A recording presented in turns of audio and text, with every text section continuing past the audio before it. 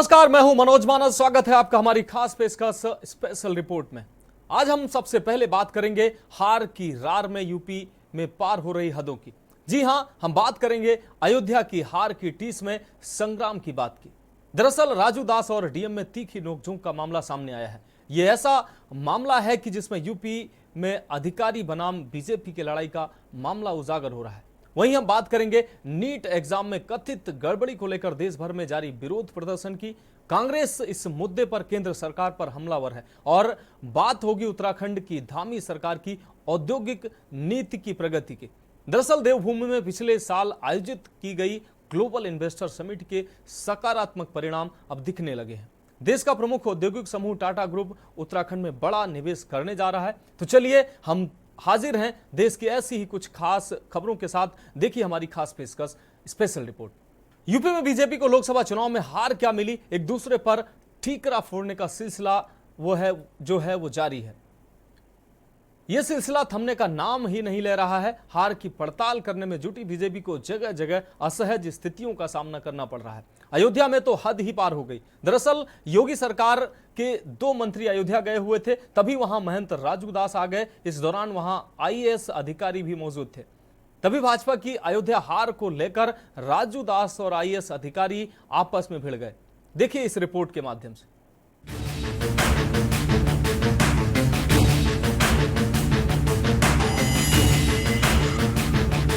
अयोध्या में बीजेपी के लोकसभा चुनाव हारने के बाद विवादों का दौर जारी है। अयोध्या में योगी सरकार के मंत्री के सामने ही हनुमानगढ़ी के महंत राजू दास और डीएम की नोकझोंक होने का मामला सामने आया है। बहरहाल महंत राजू दास की सुरक्षा हटा ली गई है, जिसके बाद राजू दास ने स्थानीय प्रशासन पर कई आरोप लगाए हैं। कहा है कि हमारी सुरक्षा हटाना दुखद है और मुझ पर कभी भी हमला हो सकता है। इसकी पूरी जिम्मेदारी प्रशासन की होगी। क्या है पूरा मामला? दरअसल राजू दास ने लोकसभा का परिणाम आने के बाद अयोध्या में तैनात कई वरिष्ठ अफसरों पर असंसदीय भाषा का प्रयोग करते हुए हार का जिम्मेदार बताया था। अयोध्या में बीजेपी की समीक्षा के दौरान देर रात ये काफी हाई प्रोफाइल ड्रामा बन गया। ये हंगामा अयोध्या समेत पूरे यूपी में चर्चा का विषय बन गया। अयोध्या के सरयू अतिथि गृह में 2 मंत्री जयवीर सिंह और सूर्य प्रताप शाही गुरुवार को रुके थे। उसी समय हनुमानगढ़ी के महंत राजू दास अयोध्या की हार के कुछ कारण बताने उनके पास पहुंच गए। इस दौरान अयोध्या में तैनात डीएम नीतीश कुमार भी वहां बैठे थे। लिहाजा जैसे ही हार के कारणों को लेकर राजू दास ने अफसरों की भूमिका के बारे में बोलना शुरू किया, वैसे ही आईएएस अफसर और राजू दास के बीच तू-तू मैं शुरू हो गई। वंदे मातरम, जय श्री राम, श्री हनुमान जी महाराज की जय। हम लोग सनातन के लिए कार्य करते हैं, हिंदुत्व के लिए कार्य करते हैं और मैं आभार देता हूं जनता जनार्दन का कि तीसरी बार जनादेश मोदी जी को दिया है। योगी जी के नेतृत्व में लगातार पूरे देश में हम लोगों ने घूम घूम के प्रचार किया है। मैं भी 16 राज्य में चुनाव प्रचार किया और अब की बार 400 पार के नारा के साथ पुनः प्रचंड बहुमत के साथ पुनः मोदी जी की सरकार और हमारी सरकार बनी है। इसके नाते कुछ अधिकारियों को अभी भी दिक्कत है, समस्या है। मुझको लगता है कि अभी भी उस मानसिकता के अधिकारी हैं जिनको मोदी जी और योगी जी अच्छे नहीं लगते हैं। दुखद था हमारी सुरक्षा हटाए जाना और प्रशासन ने हमारी सुरक्षा को हटाया है। ये दुखद है, अति निंदनीय है।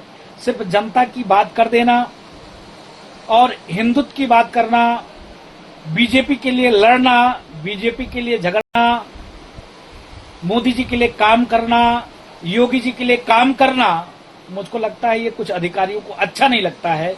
इसके नाते सुरक्षा व्यवस्था हटाई गई हमारे साथ कभी भी अप्रिय घटना हो सकता है।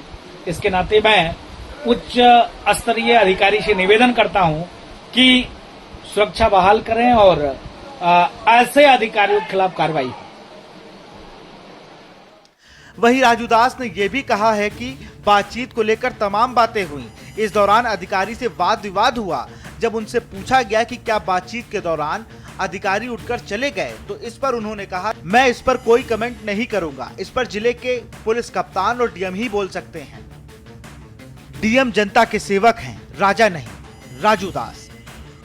आपको बता दें कि महंत राजू दास ने कहा कि जहां तक मेरी बातों का जिक्र है, लोकतंत्र में इतने पढ़े लिखे आईएएस पीएस अधिकारियों को हमारी बातें बुरी नहीं लगनी चाहिए। क्या हम बात को कह भी नहीं सकते, रख भी नहीं सकते? क्या लोकतंत्र में मुझे इतना भी हक नहीं कि मैं ये कह सकूं डीएम साहब ये काम ठीक नहीं हो रहा है, जनता के हक में इसे ठीक करें? यह लोकतंत्र है, आप राजा नहीं हैं। यह राजशाही व्यवस्था नहीं है। लोकतंत्र में प्रजा राजा है और आप सेवक हैं। आप इतना भी सुनने के लिए तैयार नहीं हैं कि जनता को ये कष्ट है? महोदय, इस क्षेत्र में आप ध्यान दीजिए, मैं ये चीज कह दूं तो खराब हो गया, हम अपराधी हो गए। तेवरों में छिपा है भविष्य का आगाज। अब सवाल इस बात का है कि महंत राजू दास का बयान क्या बीजेपी की टेंशन बढ़ाएगा? दरअसल राजू दास ने कहा है कि जब आपके कार्यकर्ता पीटे जाएंगे, कोतवाली में मारे पीटे जाएंगे और उनकी सुनवाई नहीं होगी तो यही होगा। ये अभी ट्रेलर है, साल 2027 में देखिएगा क्या होता है। हालांकि बताया जा रहा है कि महंत राजू दास का यह बयान आज की घटना से पहले का है और इसी बयान पर डीएम भड़के हुए हैं। लोकसभा चुनाव 2024 के परिणाम के आने के बाद में अयोध्या में आरोप और प्रत्यारोप का दौर इतना आगे बढ़ गया कि आज हनुमानगढ़ी के महंत राजू दास अपनी जान बचाने की गुहार लगा रहे हैं। जब अयोध्या जैसी सीट हारी तो बीजेपी इस पे मंथन भी करना शुरू की और अयोध्या सीट हारने के बाद राजू दास महाराज ने बयान भी दिया कि आज अगर अयोध्या सीट हारी है तो इसके जिम्मेदार अयोध्या के शासन प्रशासन है। जिसके बाद राजू दास जी के सुरक्षा में तैनात थे 3 सुरक्षाकर्मी, जिसमें से 2 सुरक्षाकर्मी हटा लिए गए। 2 दिन पूर्व सरयू अतिथि गृह में बैठक हुई जिसमें कृषि मंत्री सूर्य प्रताप शाही व पर्यटन मंत्री जयवीर सिंह मौजूद थे। और जब राजू दास महाराज से पूछा गया कि हार का कारण क्या था, महंत हनुमानगढ़ी के महंत राजू दास हैं, उन्होंने सारा ठीकरा अयोध्या के शासन प्रशासन पर ठोक दिया और इतना झल्ला गए कि डीएम और एसएसपी को चोर भी बताया। जिसके बाद उनके जो सुरक्षाकर्मी थे उनको हटा लिया गया है। हालांकि जब इस पे जिलाधिकारी नीतीश कुमार से बातचीत करनी चाहिए तो उनका इस पे जो है कोई प्रतिक्रिया नहीं मिली है। लेकिन राजू दास लगातार जो है अपनी जान बचाने की गुहार लगा रहे हैं। मुख्यमंत्री जी से ट्विटर पे भी जो ट्वीट करके अपने सुरक्षाकर्मी की मांग कर रहे हैं। सिद्धार्थनगर में जमकर चले लात घूसे। यूपी में अयोध्या की हार का शोर जगजाहिर है। बहरहाल कई जिले ऐसे हैं जहां पर समीक्षा के दौरान हॉट टॉक के साथ ही मारपीट की नौबत आ पड़ी। जिन्हें लोकसभा क्षेत्रों में पार्टी की हार हुई है वहां की बैठकें सामान्य तरीके संपन्न ही नहीं हो पा रही हैं। सिद्धार्थनगर में बीजेपी नेताओं की बैठक के दौरान जमकर लात घूसे चले। दरअसल बैठक में मौजूद कुछ नेताओं की मौजूदगी पर आपत्ति जताई गई। कुछ लोगों ने कहा कि साइकिल चलाने वाले यहाँ क्यों आए हैं। इस पर 2 पक्षों में जमकर मारपीट होने लगी। किसी तरह वरिष्ठ नेताओं ने मामले को शांत कराया। बताया जा रहा है कि बीजेपी के काशी क्षेत्र के महामंत्री सुशील तिवारी और मथुरा के विधायक राजेश तिवारी कार्यकर्ताओं संग बैठक कर समीक्षा करने आए थे। इसी दौरान नेताओं ने कहा कि जो लोग लोकसभा चुनाव में साइकिल चला रहे थे वो इस बैठक में क्या करने आए हैं। इस मुद्दे पर कार्यकर्ताओं में बहस शुरू हो गई। बात बढ़ते बढ़ते बढ़ गई और कुछ लोग वहां बीजेपी जिला अध्यक्ष मुर्दाबाद के नारे लगाने लगे। फिर 2 पक्षों में हाथापाई होने लगी। बता दें कि यहां पर काफी देर तक हंगामे का दौर चला। सहारनपुर में भी हुआ बवाल।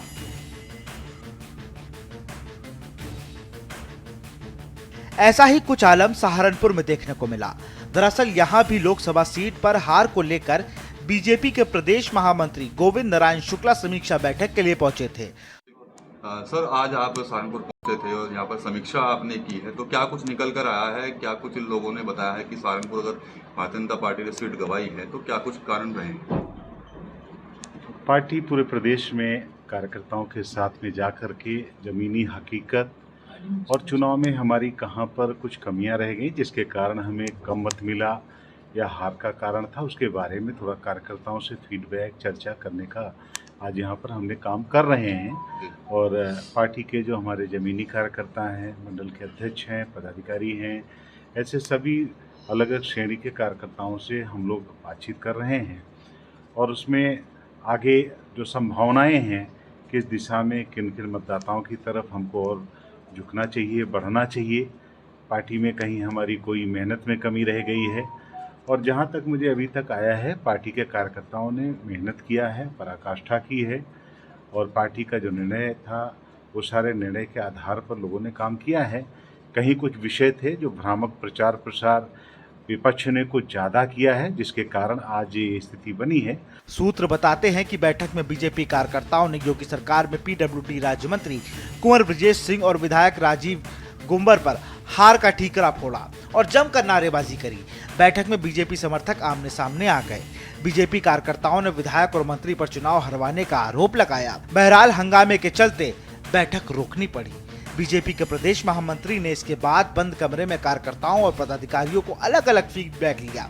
समीक्षा बैठक में कार्यकर्ताओं ने आरोप लगाया कि ननौता में ठाकुरों की महापंचायत के बाद बीजेपी के खिलाफ माहौल तैयार हुआ। महापंचायत कराने में बीजेपी के मंत्री और नेता का हाथ रहा। स्पेशल डेस्क के न्यूज इंडिया। तो स्पेशल रिपोर्ट में वक्त एक ब्रेक का है और ब्रेक के बाद हम अगली रिपोर्ट की बात करेंगे। आप देख रहे हैं के न्यूज, खबरों का सारथी। ब्रेक के बाद स्पेशल रिपोर्ट में आपका एक बार फिर से स्वागत है। हम बात कर रहे हैं अगली रिपोर्ट की। स्पेशल रिपोर्ट में अब बात करते हैं अगली रिपोर्ट की। कांग्रेस इन दिनों नीट एग्जाम में कथित गड़बड़ी को लेकर देश भर में विरोध प्रदर्शन कर रही है। कांग्रेस कार्यकर्ता सड़कों पर उतरकर मोदी सरकार पर हमलावर होते नजर आ रहे हैं। सवाल उठाए जा रहे हैं कि सरकार बेरोजगारों को कब तक ठगने का काम करती रहेगी। ये रिपोर्ट देखिए। मेडिकल प्रवेश परीक्षा नीट यूजी 2024 में कथित गड़बड़ी को लेकर देश भर में कांग्रेस कार्यकर्ताओं का विरोध प्रदर्शन जारी है। ओडिशा प्रदेश कांग्रेस कमेटी के प्रमुख शरद पटनायक ने भुवनेश्वर में विरोध प्रदर्शन की अगुवाई की। इस दौरान कुछ उपद्रवियों ने कथित तौर पर उनके कुर्ते पर स्याही फेंक दी, लेकिन वे पार्टी कार्यकर्ताओं के साथ प्रवेश परीक्षा में कथित भ्रष्टाचार के खिलाफ कार्रवाई की मांग को लेकर नारे लगाते हुए चले गए। जम्मू में प्रदर्शनकारियों ने नेशनल टेस्टिंग एजेंसी का पुतला जलाया। उन्होंने कथित गड़बड़ी की जांच की मांग की और एग्जाम फिर से कराने की मांग की। All India leader Rahul Gandhi ji ने भी प्रेस कॉन्फ्रेंस की इस पे। ये एक बहुत बड़ा घोटाला है और ये घोटाला आज से नहीं है, ये कंटिन्यूअसली हो रहा है। कुछ घोटाले सामने आ रहे हैं, कुछ नहीं आ रहे हैं। कल को नेट का एग्जाम घोटाला निकला, कैंसिल हो गया, लेकिन हम चाहते हैं नीट का एग्जाम जो हुआ है उसमें डायरेक्टली घोटाला है, उसमें डायरेक्टली चोरी हुई है, पेपर लीक हुआ है और बीजेपी की तीनों रूलिंग स्टेट्स में ये घोटाला हुआ है। कांग्रेस चाहती है कि इसमें इमीडिएटली इंक्वायरी हो। जो इसमें मुलविस है, जो इसमें इन्वॉल्व है, उनको सजा दी जाए और नीट का दोबारा एग्जाम शफाफ साफ तरीके से हो।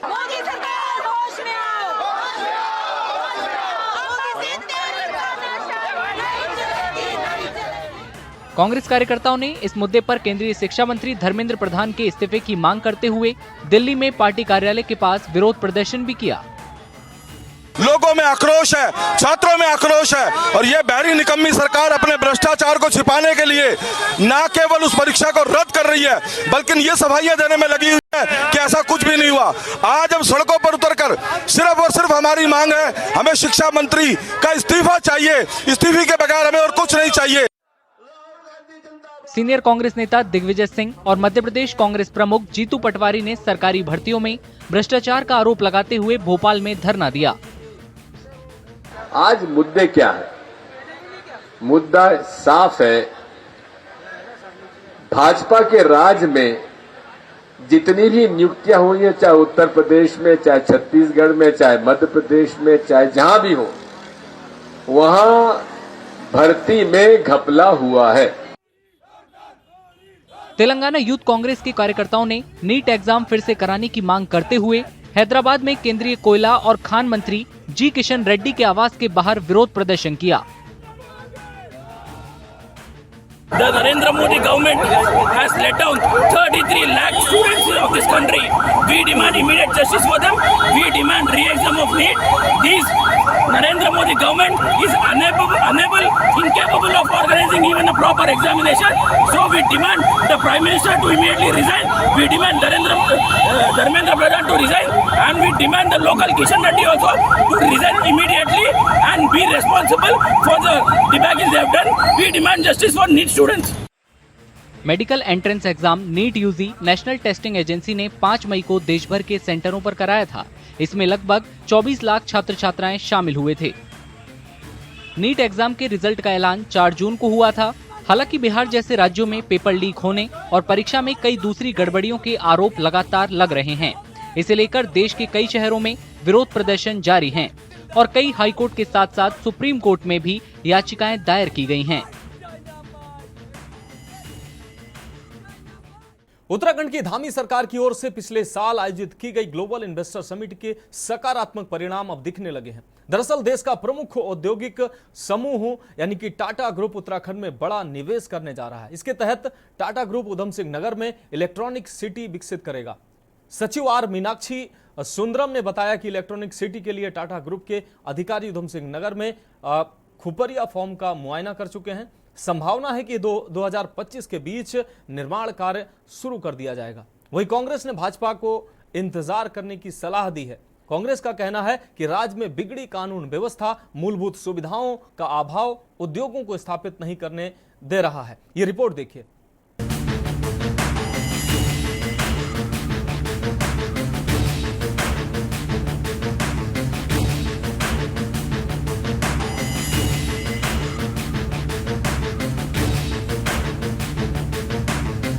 उत्तराखंड में निवेश को पंख लगने जा रहे हैं। देश का प्रमुख औद्योगिक समूह टाटा ग्रुप उत्तराखंड में बड़ा निवेश करने जा रहा है। इसके तहत टाटा ग्रुप उधम सिंह नगर में इलेक्ट्रॉनिक सिटी विकसित करेगा। सचिव आर मीनाक्षी सुंदरम ने बताया कि इलेक्ट्रॉनिक सिटी के लिए टाटा ग्रुप के अधिकारी उधम सिंह नगर के खुपरिया फार्म का मुआयना कर चुके हैं। टाटा के इलेक्ट्रॉनिक्स प्रोडक्ट में सहयोगी ताइवान की कंपनियों के प्रतिनिधि जनवरी 2025 में उत्तराखंड आएंगे। उनका कार्यक्रम तय हो गया है। इससे 10,000 लोगों को रोजगार मिलने की संभावना है। उन्होंने बताया कि टाटा ने इस प्रोजेक्ट के लिए उत्तराखंड में राहुल जैन को नोडल अधिकारी नियुक्त किया है। संभावना है कि 2025 के बीच निर्माण कार्य शुरू कर दिया जाएगा। वहीं भाजपा टाटा समूह की ओर से उत्तराखंड में निवेश करने के फैसले को सरकार की बड़ी जीत बता रही है, जबकि कांग्रेस भाजपा को इंतजार करने की सलाह दे रही है। देखिए, विपक्ष का काम तो जनता को भ्रमित करने वाले सवाल उठाने का रहता है, लेकिन भारतीय जनता पार्टी की उत्तराखंड सरकार पुष्कर सिंह धामी जी के नेतृत्व में इस प्रदेश को औद्योगिक विकास के रास्ते पर, युवाओं को तेज़ी से रोजगार के रास्ते पर आगे बढ़ाने पर लगी है। और उसी पॉलिसी के तहत मुख्यमंत्री जी के सफल प्रयासों में ग्लोबल इन्वेस्टर समिट का आयोजन किया गया। एक भव्य आयोजन के रूप में हम सब ने देखा भी है। अब धीरे धीरे वह सब कड़ियाँ अब जुड़ने का काम कर रही हैं। टाटा समूह के द्वारा एक ऐसा शहर बसाने का की जो परिकल्पना है, इसमें मैं जो देख पाता हूँ, इसमें मैं हज़ारों सैकड़ों लोगों को, युवाओं को रोजगार मिलते हुए देख पाता हूँ। देखिए, जो समाचार पत्रों से हमको पता चला है उससे तो ये निकल कर आ रहा है कि कब नौमन तेल होगा और कब राधा नाचेगी, क्योंकि अभी ताइवान की जिस कंपनी ने टाटा समूह के साथ पैक्ट कर रखा है वो 2025 में आएंगे। तो अगर इसमें तेजी दिखा रहा होता टाटा समूह तो अपनी ताइवान की कंपनी को, सहयोगी कंपनी को इसी साल बुलाते और चटमंगनी पट ब्याह कर देते। लेकिन यहाँ तो जिस तरह से हीला हवाली या देरी की जा रही है उससे साफ दिखाई पड़ रहा है कि कोई खास रुचि जो है ताइवान की कंपनियों की या टाटा समूह की इस प्रोजेक्ट में नहीं है। और सरकार की तरफ से कुछ ज्यादा ही बड़े दावे किए जा रहे हैं। किसी भी कंपनी को निवेश करने के लिए किसी भी प्रदेश में अच्छी कानून व्यवस्था सबसे पहले चाहिए, बिजली पानी दूसरे नंबर पे चाहिए, अच्छी सड़क व्यवस्था चाहिए। लेकिन कानून व्यवस्था का हाल आप देख ही रहे हैं। दिन दहाड़े यहाँ मर्डर हो जा रहे हैं, यहाँ चोरियां डकैतियां हो जा रही हैं, यहाँ बलात्कार हो जा रहे हैं तो सजा नहीं मिल रही बलात्कारियों को। तो कानून व्यवस्था तो पूरी तरह से पटरी से उतर चुकी है। पिछले एक हफ्ते के ही जो वारदातें हैं वो उसकी बानगी बताने के लिए काफी हैं। आपको बता दें कि टाटा समूह इलेक्ट्रॉनिक और चिप सेमीकंडक्टर की बढ़ती मांग को देखते हुए इस ओर अपनी सक्रियता बढ़ा रहा है।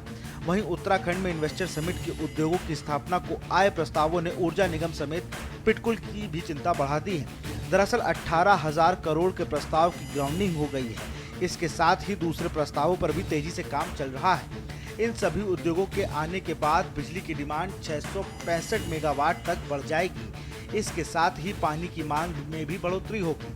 कांग्रेस का कहना है कि बिना इन उद्योगों के धरातल पर उतरे ही प्रदेश की जनता बिजली पानी की कटौती से परेशान है, इसके लिए आंदोलन कर रही है। ऐसे में सरकार कैसे इस मांग को पूरा कर पाएगी?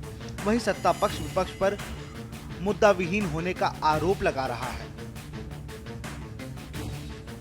जैसा कि मैं आपके चैनल के माध्यम से अपनी आवाज़ सरकार तक पहुंचाना चाहूँगा कि आज की डेट में 15 दिन से नगरवासी धरना दे रहे हैं बड़कोट में, और एक ही समस्या उनकी पानी की। लगातार 3 महीने से जो है पानी की इतनी समस्या है बड़कोट नगर में कि हमारी माताएं बहनें उनकी तबीयत खराब होने लगी है। तो जब हमने उनका संघर्ष देखा तो हाँ, आज हमें हमारे व्यापारियों के द्वारा मजबूरन हमें पूर्णबंदी बाजार बंद करना पड़ा। और जो आज हमारे व्यापारी यात्रा सीजन चल रहा, पैसा कमाने के लिए बैठे थे और उनका जो त्याग करा, उस त्याग को देखते हुए आज संपूर्ण नगर का जो हमारा बाजार है वो इस समर्थन में, और एक ही मांग है कि बड़कोट की जो पंपिंग योजना है वो जल्दी से जल्दी स्वीकृत हो। और मैं सरकार से आपके चैनल के माध्यम से करूंगा कि जन भावना को देखते हुए जो आज मेरी माताएं बहनें संघर्षरत हैं, पानी के लिए प्यासी हैं, तो ये एक आम मांग है और हमारी सरकार के जो मुखिया हैं उनको इसका संज्ञान जरूर लेना चाहिए। 2018 से लेकर अभी तक सरकार ने कई बार राज्य में उद्योगों को लाने के दावे किए, इन्वेस्टर मीट भी हुए, जनता की गाड़ी कमाई इन इन्वेस्टर मीट पर लुटाई भी गई, बड़े बड़े दावे किए, लेकिन अभी तक धरातल पे कुछ नहीं उतरा। और जहां तक बिजली पानी की बात है, आम आदमी को तो बिजली पानी उपलब्ध नहीं हो रहा, उद्योगों को कहाँ से उपलब्ध होगा? और लगातार जो शेड्यूल कांग्रेस की सरकार ने बसाए थे वो बंद हो रहे हैं, उन पे ताले लग रहे हैं। आखिर हम कई बार सरकार से सवाल कर चुके हैं कि क्या कारण है, आप इन उद्योगों को भी नहीं रोक पा रहे हैं, फिर नए उद्योग यहाँ कैसे आएंगे?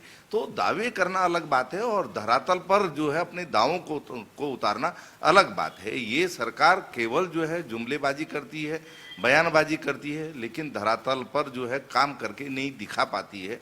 देखिए, कांग्रेस को तो मैं किसी रूप में नहीं देखती हूँ, क्योंकि वो इस समय मुद्दा विहीन चल रही है और किसी भी प्रकार से कहीं भी उसका अस्तित्व नजर नहीं आ रहा है। जितनी बड़ी बड़ी बातें कर रही थी कि लोकसभा में 5 की 5 सीट हम लेकर आएंगे, तो जनता ने उनको उनका आईना दिखा दिया है कि वो किस स्तर पर आज खड़े हैं उत्तराखंड में। पहले अपनी टूट फूट को समेटने का प्रयास करें, अपना पुत्र मोह और पुत्री मोह छोड़ने का प्रयास करें, उसके बाद किसी योजना पर अगर सवाल उठाते हैं तो बात समझ में आती है। और कहते हैं ना कि मोतियाबिंद का जब कोई ऑपरेशन करा कर आता है तो उसे हर जगह काला काला नजर आता है। तो इस समय उन्होंने वही मोतियाबिंद को ऑपरेशन कराया है और अच्छी चीज में भी उन्हें काली चीज नजर आ रही है। तो कृपया करके अपने नेत्र को सही तरीके से यूज करें और जहां विकास हो रहा है उस विकास की दृष्टि में अपना सहयोग करें, न कि उसका उपहास बनाएं। कुल मिलाकर इन्वेस्टर समिट के दौरान आए प्रस्तावों पर उत्तराखंड सरकार और टाटा ग्रुप ने आगे बढ़ना शुरू कर दिया है। इसके अलावा भी इस प्रस्ताव को धरातल पर उतारने की सरकार ने कोशिशें तेज कर दी हैं। हालांकि प्रस्तावित उद्योग कब तक स्थापित होंगे ये तो देखना होगा, लेकिन सवाल ये है कि प्रस्तावित उद्योगों के लिए प्रशिक्षित कर्मचारियों के साथ ही बिजली पानी की मांग कैसे सरकार पूरा करेगी, ये बड़ा सवाल है। Uttarakhand desk report. तो स्पेशल रिपोर्ट में फिलहाल आज के लिए इतना ही। मुझे दीजिए इजाजत और आप देखते रहिए के न्यूज इंडिया। आप देख रहे हैं के न्यूज, खबरों का सारथी।